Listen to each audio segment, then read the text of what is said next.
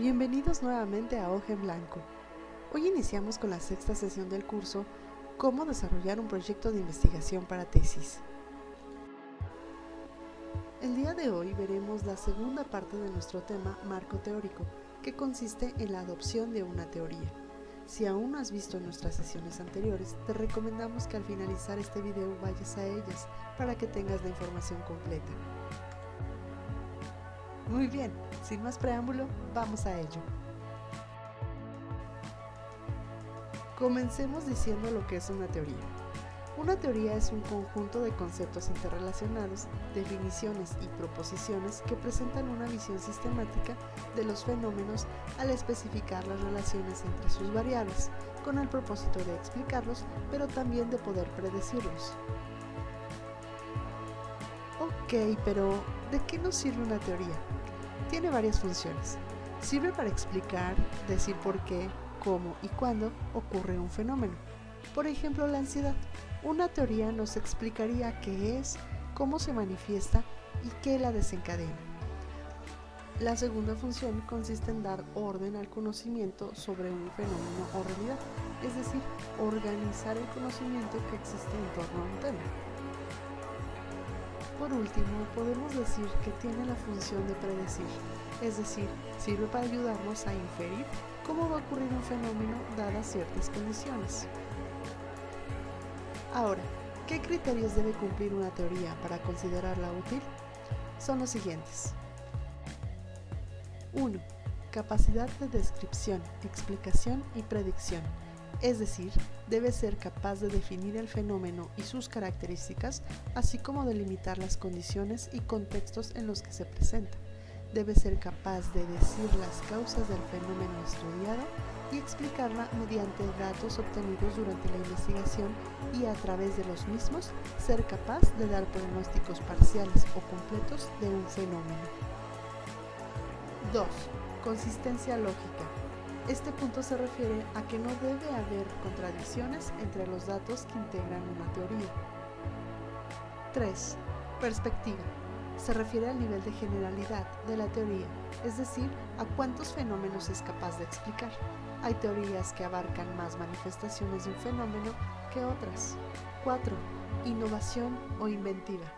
Esto es la medida en que una teoría origina búsqueda de nuevo conocimiento, es decir, cuántas interrogantes más genera.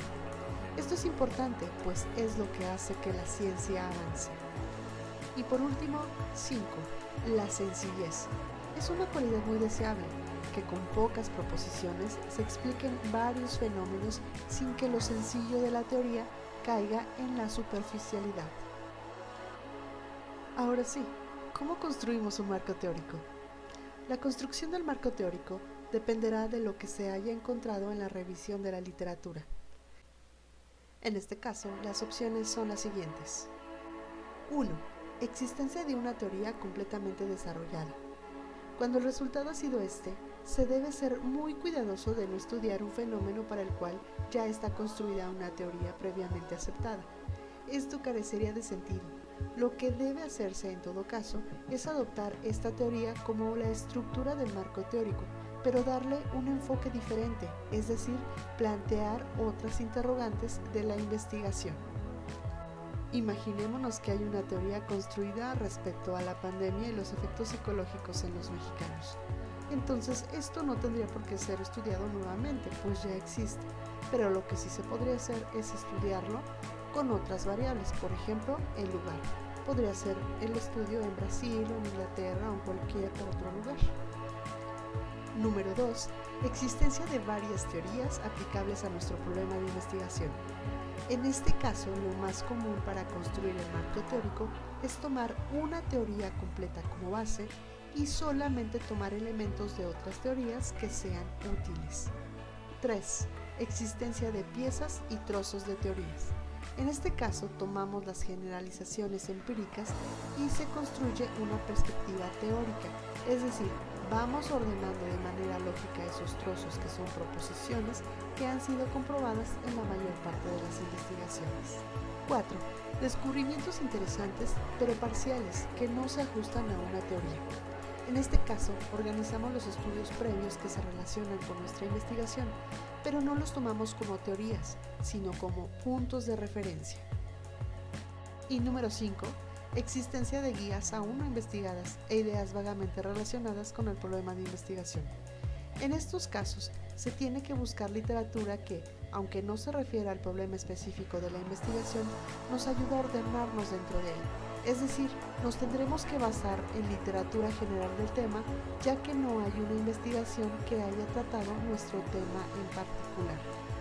Por ejemplo, si queremos investigar las inseguridades que causa el maltrato infantil en una persona en su edad adulta, y resulta que no hay investigaciones al respecto, nos iríamos por la literatura que hablara del tema general, en este caso, el maltrato. Ahora bien, es importante que toquemos otro punto. Al construir el marco teórico, debemos centrarnos en el problema de investigación.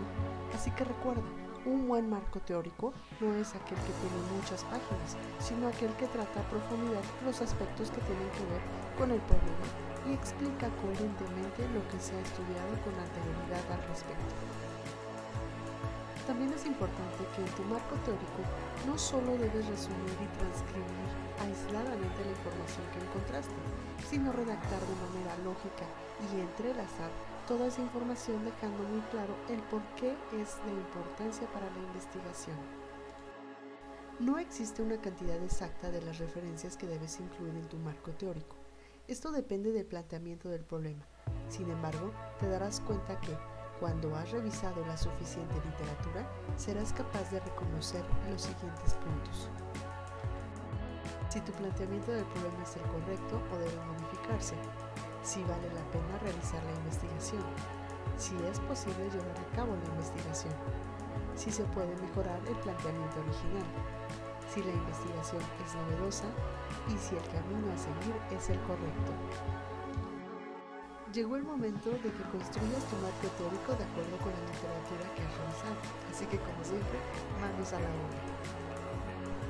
Recuerda que si tienes dudas, dinos en comentarios y con gusto las aclaramos. Gracias por suscribirte, no olvides darle like y compartirlo con alguien que lo necesite. Ve a nuestros otros cursos, cómo redactar un ensayo para Ceneval y comprende los textos. Chécalos, seguro te sirven. Síguenos en nuestras redes sociales y nos vemos en la siguiente clase.